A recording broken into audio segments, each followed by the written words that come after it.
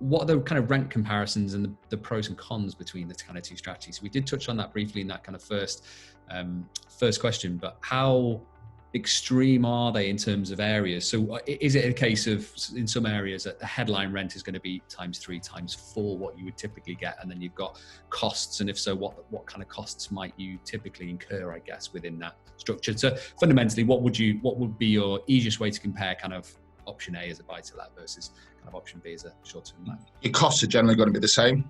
Okay. So the costs you've got involved with things like short-term let, so you do have it cleaned, and the management side will usually be the same.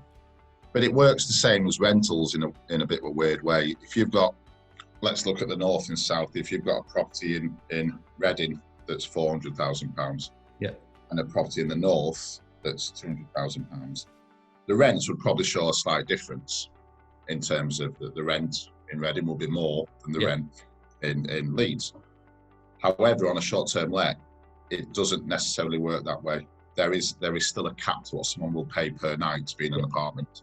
So them two same apartments, one's double the price, will actually probably have the same nightly rate. So from an investment purpose, obviously it makes more sense to invest in the one where it's £200,000, you get the same nightly rate. Yeah, so the rates aren't going to be guided wholly by the asset value, as in you might have a doubling cost, but for the asset, your kind of income. Absolutely, it is all about nightly rate versus property price. Yeah, so a lot of the style is to follow the trends, and I guess I'll use Manchester as an example now, where we've seen Manchester price increase, but there's also more short-term let apartments come on now. As you know, competition actually doesn't fuel prices; it brings prices down a little bit.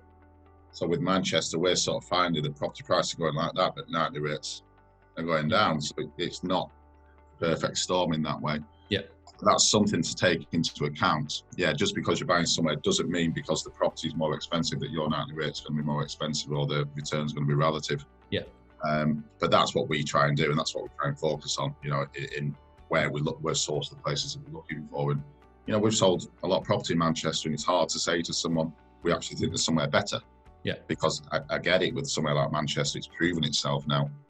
But it's still an investment. It's an unemotional investment at the end of the day. And we're sort of saying you can get the same money here, but it's a lot lower price. Yeah, you've got to consider as markets kind of might change. And I guess that's where the pros and cons come into it, where you have, I say, the benefit of the increased income that you should be getting from a short-term let, but there is this quite changeable nature in some areas where, especially if one area gets flooded with a new supply of stock for any particular reason, or there's just a very heavy demand in one point in time and it changes, you've got to the times. That's where the pros and cons are.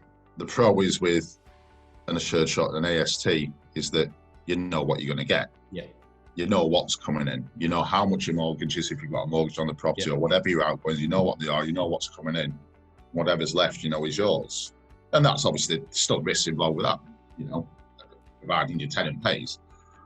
Whereas with the short-term let side, you could have an 100% occupancy in a perfect world, which would be fantastic. You can have a 50% occupancy, so there's no guarantees on that side. And what we've got to try and do as a company that sources property like this is make sure that you don't have the wrath of competition, or that you're cut above that competition, or that we will ask our sort of relocation companies, so where do you get demand that you can't fill, rather than, where you're always putting people and you've got plenty of options. Yeah. So that's what we try and do.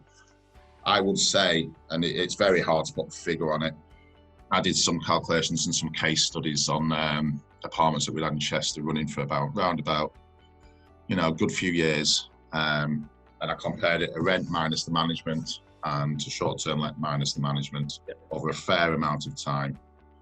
And I would say that the increase was circa around about 40% on an AST income.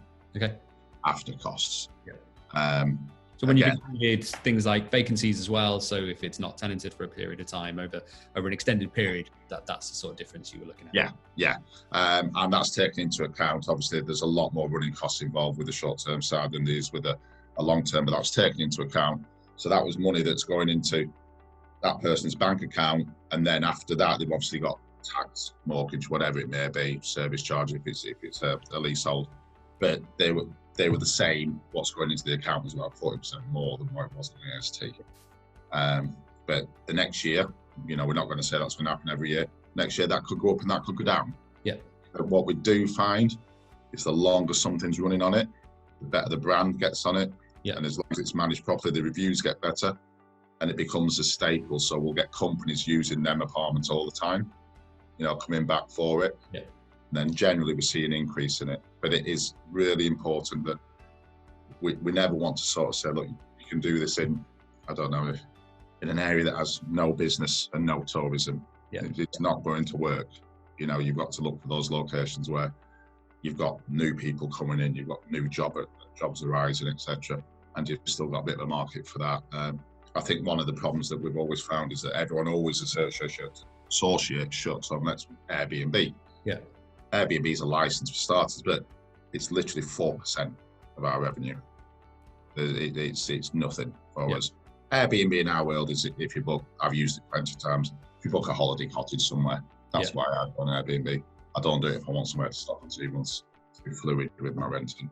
Yeah, that's a good point to kind of touch on, because as the market, because you've looked at the comparison there, let's say for Chester over a period of time, and when we caught up a couple of years or so ago, although people have been doing shorter term stays for a long period of time, and as an industry it started to kind of maybe mature, things change as that industry kind of matures.